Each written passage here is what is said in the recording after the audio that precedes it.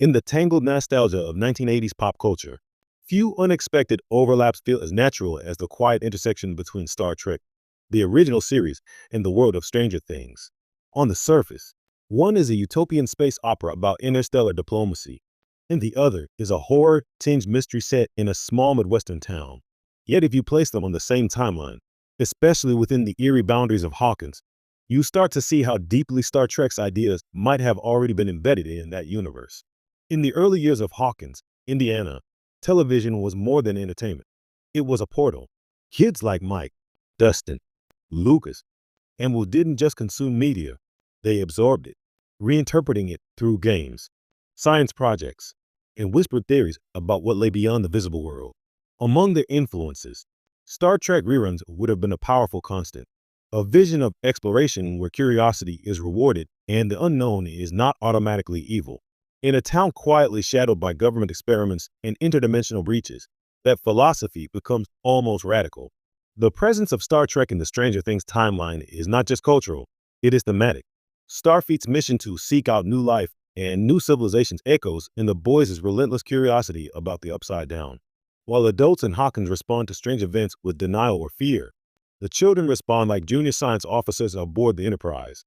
They investigate, hypothesize, and test boundaries. Dustin's radio builds, Mike's leadership in campaigns, and even Eleven's struggle to understand human norms all reflect a Star Trek-like belief in learning through exploration. But there is also a darker irony. Star Trek presents a universe where advanced technology is guided by ethical clarity. Hawkins presents the opposite, advanced science without moral restraint. The Hawkins National Laboratory experiments feel like a distorted mirror of Starfleet research divisions, knowledge pursued without the guiding principle of consent or responsibility. In this way, Star Trek's presence in the timeline becomes almost ghost-like, a utopian ideal haunting a world that never achieved it.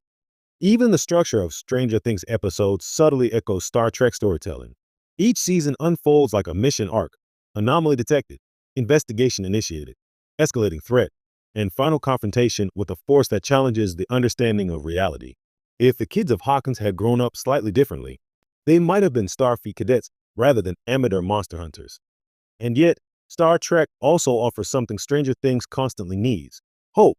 In between demogorgons, psychic warfare, and collapsing realities, the idea that humanity can evolve beyond fear remains the unseen counterweight. It is not hard to imagine Will Byers watching an episode after his return from the Upside Down, finding comfort in Captain Kirk's certainty that even the strangest encounter can be understood.